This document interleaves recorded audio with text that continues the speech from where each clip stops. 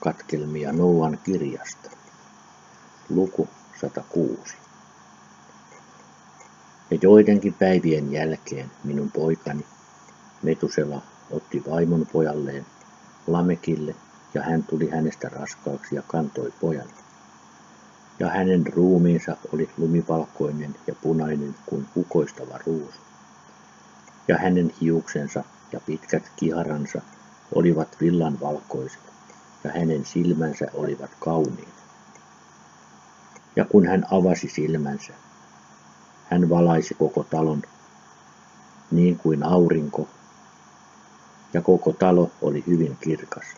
Ja hän nousi kätilön käsillä ja avasi suunsa ja puhui vanhurskauden Herran kanssa. Ja hänen isänsä Lamek pelkäsi häntä ja pakeni ja tuli isänsä Metuselahin luokse. Ja hän sanoi hänelle: olen siittänyt omituisen pojan, erilaisen kuin ihminen, ja joka muistuttaa taivaan Jumalan poikia. Ja hänen luontonsa on erilainen, eikä hän ole niin kuin me, ja hänen silmänsä ovat kuin auringon säteet, ja hänen kasvonsa ovat loisteliaat. Ja minusta näyttää siltä, ettei hän ole minusta lähtöisin, vaan enkeleistä. Ja minä pelkään, että hänen päivinään maan päällä tapahtuu ihme. Ja nyt, isäni, olen tässä anomassa sinua ja hartaasti pyytämässä, että menisit isämme Eenokin luokse ja oppisit häneltä totuuden, sillä hänen sijansa on enkelten keskuudessa. Ja kun Metusela kuuli poikansa sanat, hän tuli minun luokseni maan ääriin, sillä hän oli kuullut minun olevan siellä, ja hän huusi ääneen, ja minä kuulin hänen äänensä ja tulin hänen luokseen. Ja minä sanoin hänelle: katso poikani, tässä minä olen, minkä tähden olet tullut luokseni? Ja hän vastasi ja sanoi: suuren huolen aiheen tähden minä olen luoksesi tullut, ja vaivaavan näyn tähden olen saapunut. Kuule minua, isäni Lamekille, pojalleni on syntynyt poika, jonka kaltaista ei toista ole. Eikä hänen luontonsa ole niin kuin ihmisen luonto, ja hänen ruumiinsa väri on lunta valkoisempi ja ruusun kukkaa punaisempi. Ja hänen päänsä hiukset ovat valkeaa villaa valkoisemmat, ja hänen silmänsä ovat niin kuin auringon säteet. Ja hän avasi silmänsä ja sitten valaisi koko talon, ja hän nousi kätilön käsissä ja avasi suunsa ja siunasi taivaan Jumalaa. Ja hänen isänsä Lamek pelästyi ja pakeni luokseni, eikä uskonut, että hän on hänestä lähtöisin, vaan että hän on taivaan enkelien kaltainen, ja katso, minä olen tullut luoksesi, että tekisit minulle totuuden tunnetuksi.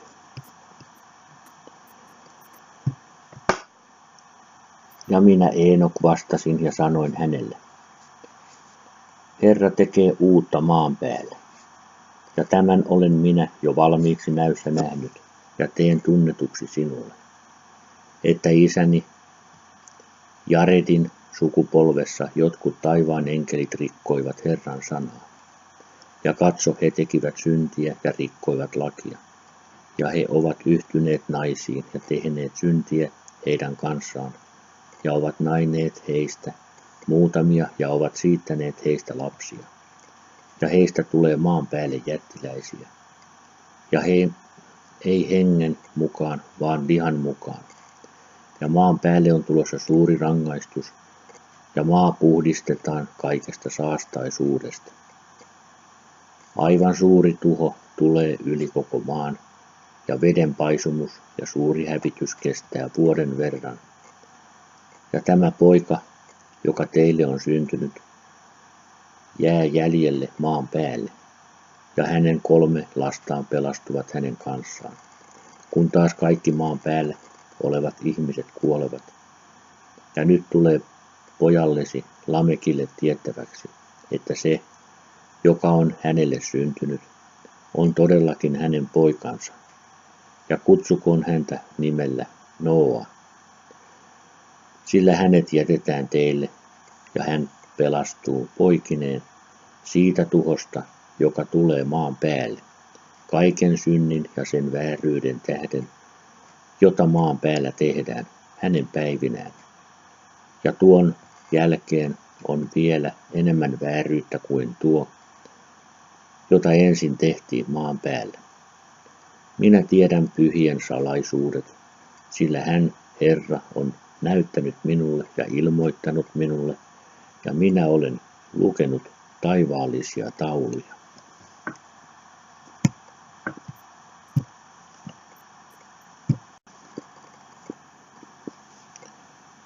Seitsemäs luku. Ja minä näin niihin kirjoitettuna, että sukupolvi rikkoo sukupolven jälkeen, kunnes nousee vanhurskauden sukupolvi ja rikkomus tuhotaan ja synti katoaa maan päältä.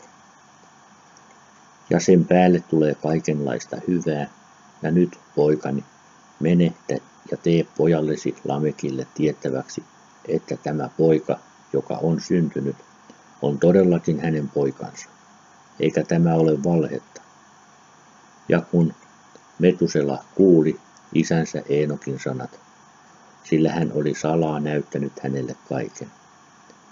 Hän palasi ja näytti ne hänelle ja kutsui tuon pojan nimeksi Nooa, sillä hän tulee lohduttamaan maata kaiken sen tuon jälkeen.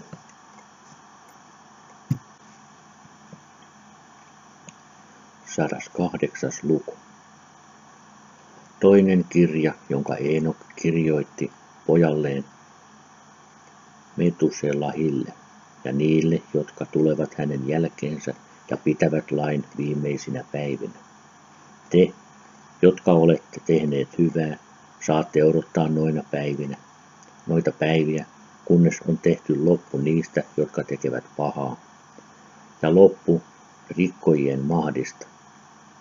Ja todellakin odottakaa, kunnes synti on kadonnut pois, sillä heidän nimensä pyyhitään pois elämän kirjasta ja pyhistä kirjoista, ja heidän siemenensä tuhotaan iankaikkisuudeksi, ja heidän henkensä tapetaan, ja he huutavat ja valittavat paikassa, joka on eräänlainen sekasortoinen erämaa, ja he palavat tulessa, sillä maata siellä ei ole.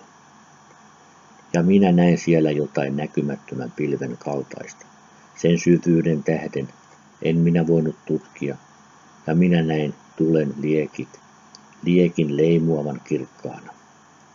Ja jotain kuin loistavia vuoria kiertämässä kehää ja liukuvan edestakaisin, ja minä kysyin yhdeltä niistä pyhistä enkeleistä, joka oli kanssani, ja sanoin hänelle, mikä tämä loistava on. Siellä ei ole taivasta, vaan ainoastaan lemuavan tulen liekki ja itku ja huudon ja valituksen ja tuskan ääntä. Ja hän sanoi minulle, tähän paikkaan, jonka näet, on heitetty synnintekijöiden ja pilkkaajien henget, ja niiden, jotka tekevät työkseen pahuutta, ja niiden, jotka vääristävät kaiken, mitä Herra on puhunut profeettojen suiden kautta, tulevaisiakin. Sillä jotkut niistä on kirjoitettu ja kirjattu ylös taivaaseen, että enkelit voivat lukea niitä ja tietää, mitä tapahtuu synnintekijöille ja nöyrien hengille ja niiden, jotka ovat murehduttaneet ruumiistaan. Ja Jumala on heidät palkinnut ja niiden hengille, jotka pahat ihmiset ovat laittaneet häpiään, jotka rakastavat Jumalaa eivätkä rakasta kultaa ja hopeaa, tai mitään niistä hyvistä asioista, joita maailmassa on, vaan heidän ruumiinsa luovutettiin kidutukseen, jotka siitä lähtien, kun tulivat olemaan, eivät ikävöineet maallisia ruokia, vaan pitivät kaikkea ohi kiiltävänä henkäyksenä ja elivät sen mukaan. Ja Herra koetteli heitä paljon ja heidän henkensä havaittiin puhtaiksi, että heidän tulee siunata hänen nimeään ja kaikki heille säädetyt siunaukset minä olen luetellut kirjoissa. Ja hän on säätänyt heille heidän palkkionsa, koska heidät on havaittu sellaisiksi, jotka rakastivat taivasta enemmän kuin elämäänsä maailmassa. Ja vaikka pahat ihmiset tallasivat heitä jalkoihinsa, ja he kokivat väärinkäyttöä ja herjausta heidän taholtaan, ja heitä laitettiin häpeään, silti he siunasivat minua. Ja nyt minä kutsun niiden hyvien henkiä, jotka kuuluvat valon sukupolveen, ja muutan niiden muodon, jotka syntyivät pimeydessä, jotka eivät lihassaan saaneet palkintoa sellaisella kunnialla, jonka heidän uskollisuutensa olisi ansainnut. Ja minä tuon loistavassa valossa esiin ne, jotka ovat rakastaneet minun pyhää nimeäni, ja minä laitan heistä jokaisen istumaan kunniansa valtaistuimelle. Ja he loistavat lukemattomat ajat, sillä vanhurskaus on Jumalan tuomio. Uskolliselle hän antaa uskollisuuden oikeamielisten polkujen asumuksessa. Ja he tulevat näkemään, kuinka ne, jotka ovat syntyneet pimeydessä, johdatetaan pimeyteen vanhurskaiden loistaessa, ja synnintekijät huutavat ääneen ja näkevät heidän kirkkaasti hohtavan, ja he menevät sinne, missä päivät ja vuodenajat on heitä varten säädetty.